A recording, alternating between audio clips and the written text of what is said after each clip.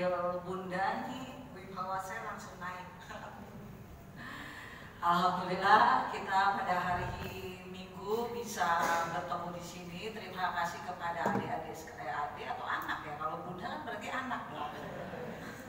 Tapi kalau di organisasi tuh biasanya hubungannya kakak adik ya. Kalau di organisasi, nggak apa-apa. Panggilnya suka-suka aja. Yang penting jangan saya dipanggil bapak atau dipanggil emas.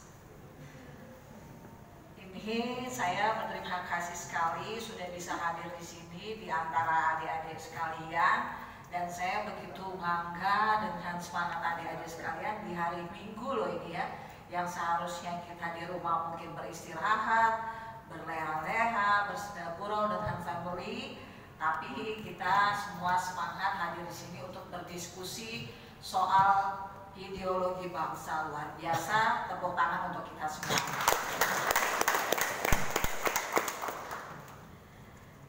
Dan untuk perkenalan pertama, seperti yang sudah diinformasikan oleh adik moderator, jadi saya memang tidak asing dengan dunia aktivis karena semenjak mahasiswa tingkat 1 saya sudah bergabung dengan berbagai organisasi termasuk organisasi kemahasiswaan. Waktu itu saya juga tergabung di himpunan mahasiswa jurusan teknik sipil. Dan pada tingkat yang berikutnya saya juga ikut tergabung dalam kongres mahasiswa, kalau sekarang itu apa, DPM ya, Dewan Perwakilan Mahasiswa. Saya dulu juga kongres perwakilan dari Fakultas Teknik Sipil, karena saya teknik sipil kan, jadi fakultasnya teknik sipil dan perencanaan.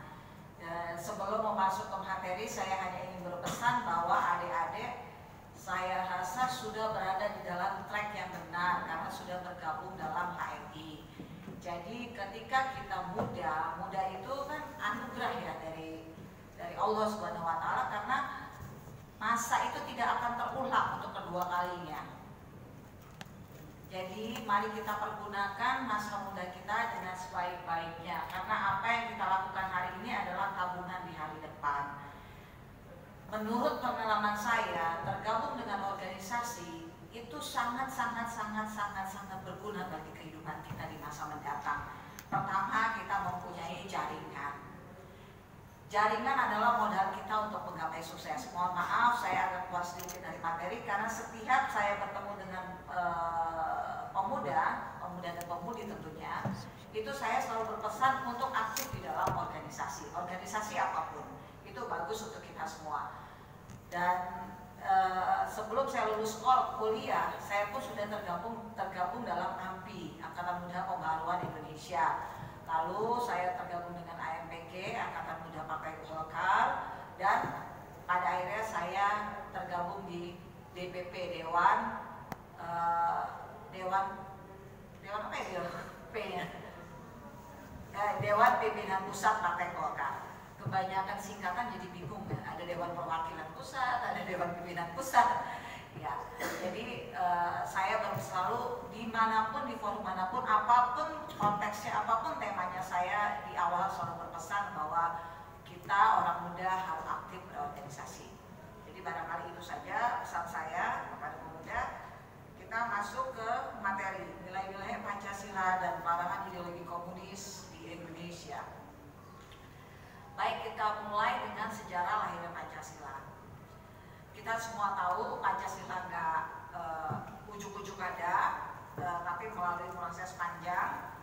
Mungkin prosesnya adik-adik sudah tahu dan sudah banyak membaca.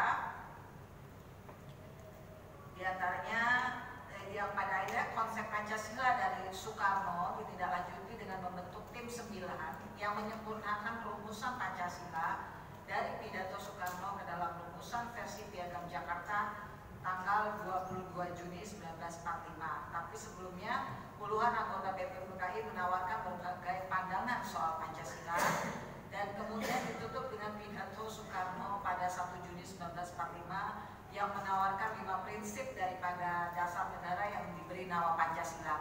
Sehingga sampai sekarang kan banyak sekali perdebatan hari lahir Pancasila itu 1 Juni atau 22 Juni. Tetapi saya ikut pemerintah dan mempercayai bahwa lahirnya Pancasila itu pada tanggal 1 Juni 1945 dan pada tanggal 18 Agustus 1945 Pancasila disahkan sebagai dasar negara yang mengikat secara konstitusional dalam kehidupan berbangsa dan bernegara.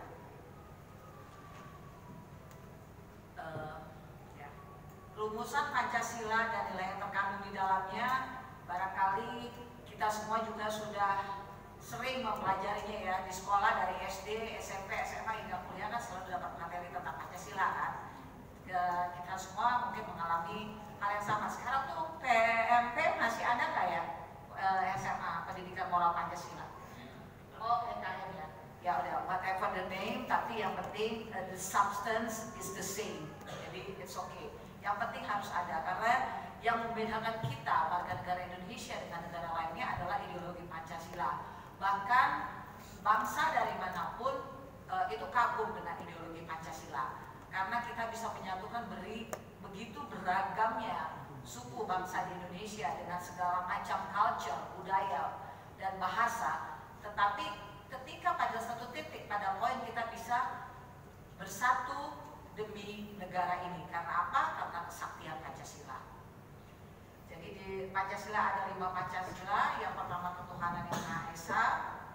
Tentu kita semua memaknainya bahwa warga negara Indonesia tentunya percaya dengan ketuhanan. Dan itu wajib ya, itu wajib. Dulu bahkan dulu waktu zaman Orde Baru agama itu dibatasi kalau nggak salah ya. Dulu ada cuma Islam, Kristen Katolik, Kristen Protestan, Hindu dan Buddha serta kepercayaan menurut agama kepercayaan masing-masing.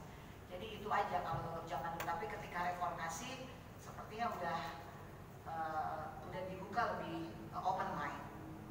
Nah, ketuhanan yang Maha Esa, sila pertama ini menegaskan bahwa bangsa Indonesia dan setiap warga negara harus mengakui adanya Tuhan.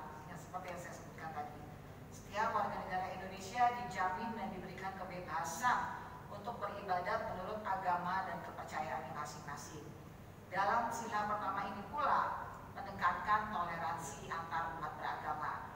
Sebetulnya toleransi umat beragama ini diadop dari perilaku Rasulullah, di mana ada ayat yang mengatakan bahwa bagiku agamaku, bagimu agamamu. Itu saya melihat disitulah Pancasila mengadop ajaran-ajaran Islam bahwa kita harus hidup toleransi bertegang rasa terhadap pilihan agama masing-masing.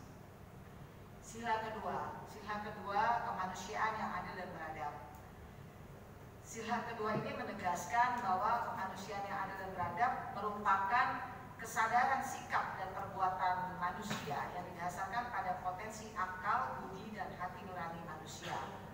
Manusia harus diperlakukan sesuai dengan nilai-nilai kemanusiaan, sesuai dengan fitrah sebagai makhluk Tuhan yang mulia yang harus dihargai hak-haknya termasuk dalam penegakan hukum. Dan yang selanjutnya mungkin tidak usah dibaca, tetapi kita sudah sama-sama mengetahui bahwa intisari dari sila kedua ini artinya kita sesama manusia harus saling menghargai. Jadi sebetulnya intisari sila ini antara sila satu dan sila kedua, sila lainnya itu saling bertautan. Yang pertama kita mengakui adanya Tuhan. Yang kedua kita menghargai sesama manusia.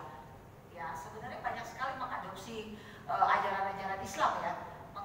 Tuhan itu kan hablum minallah. Yang kedua itu kemanusiaan, hablum minannas. Jadi sebetulnya founding fathers kita itu keimanan dan keislamannya itu sangat kuat kalau menurut saya, sehingga Pancasila ini sebetul-betulnya banyak sekali menghadap dari ajaran-ajaran agama. Lalu persatuan Indonesia. Sila ketiga ini menekankan bahwa bangsa Indonesia merupakan negara kebangsaan. Kita tahu menurut undang-undang hari ini Indonesia terdiri dari 34 provinsi ya. Nah, mengurus 34 provinsi itu bukanlah hal yang mudah. Dengan Pancasila semua itu menjadi mungkin terjadi. Selama ini alhamdulillah so far so good, Indonesia tetap bersatu karena apa? Balik lagi karena kesaktian Pancasila. itu termaktub dalam sila ketiga.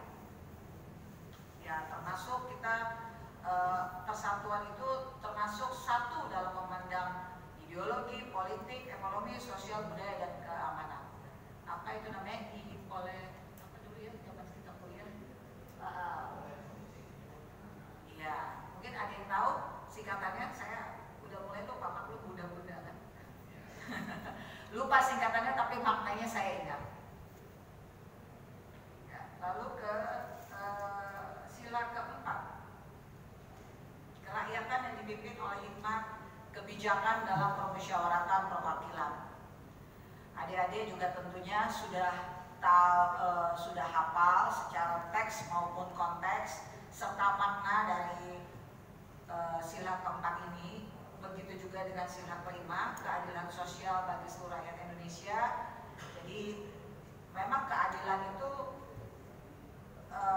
kehidupan itu harus adil dan berkeadilan. Meskipun yang adil mungkin hanya Tuhan, tetapi paling tidak kita harus berupaya semaksimal mungkin untuk berbuat adil sejak dalam pikiran. Minimal kalau kita berharap orang lain melakukan itu, minimal kita mulai dari kita sendiri. Dimulai dari kita sendiri, bersikaplah adil sejak dalam pikiran. Jadi jangan kita berharap orang lain bersikap adil terhadap kita, tetapi pikiran kita sendiri pun belum bisa adil terhadap orang lain. Kira-kira begitu.